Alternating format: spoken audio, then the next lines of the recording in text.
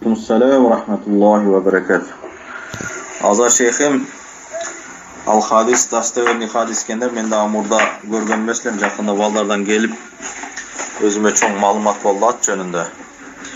Peygamberimiz al hadiste aytkan eken, "Hayrul khuyul al adham" dep. Attardын eң жакшысы adham dep aytkan eken da.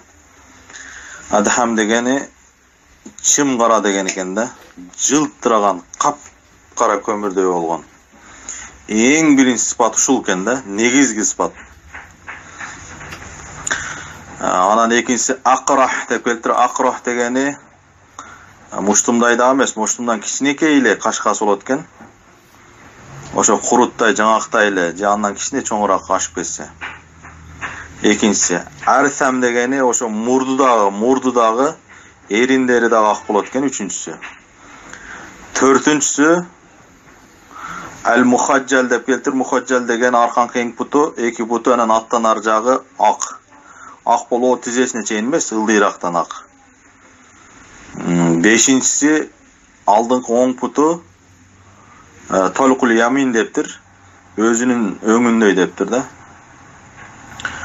Эми ушул берки сыпаттары буга кошумча аналыгы атты көркүнө чыгара турган немелери да, белгилери. Негизгиси аттын кара болгону экен да.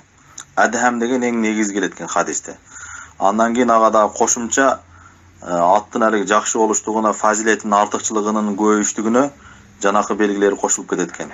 Кашкасы, мурдундагы кашкасы, бутунун агы, үч бутунун анан алдыңкы оң бутунун өзүнүн светиндей болуштугу. Эми бул эң жакшы ат деп Пайгамбарыбыз саллаллаху алейхи ва саллям айтты. Аттардын эң жакшысы ушундай болот депчи. Кап карасы деп.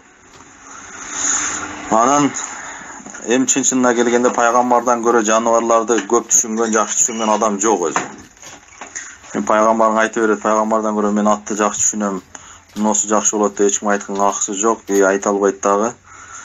Жаныбарларды дагы башка адамдарга караганда Пайгамбарыбыз жакшы түшүнгөн, жакындан түшүнгөн.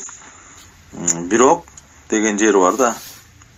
Бирок деген бул хадистен ал карадан башка ат жакшы эмес деген сөз чыкпайт бу жерден.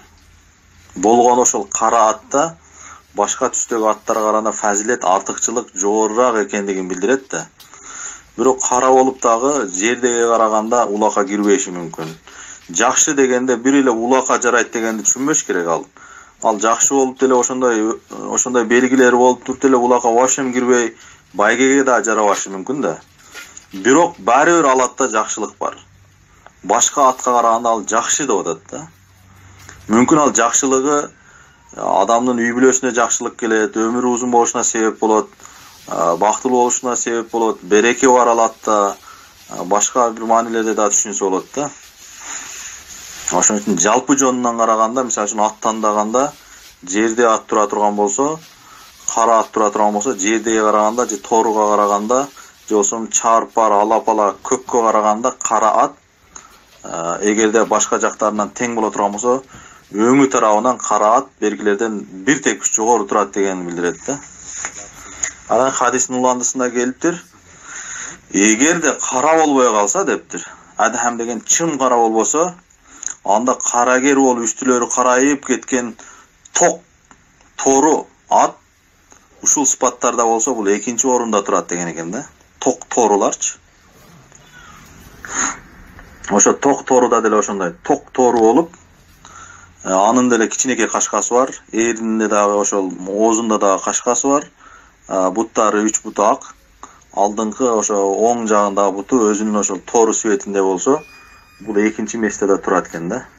Эми бул Пайгамбарыбыздын сөзү. Пайгамбардын сөзүн эч ким жанакына мунакаша кылып талкуулаганга эч кимдин акысы жок. Бул деген адилеттүүлүк менен айтылган сөз. Мындан башка аттар начар деген сөз чыкпайт.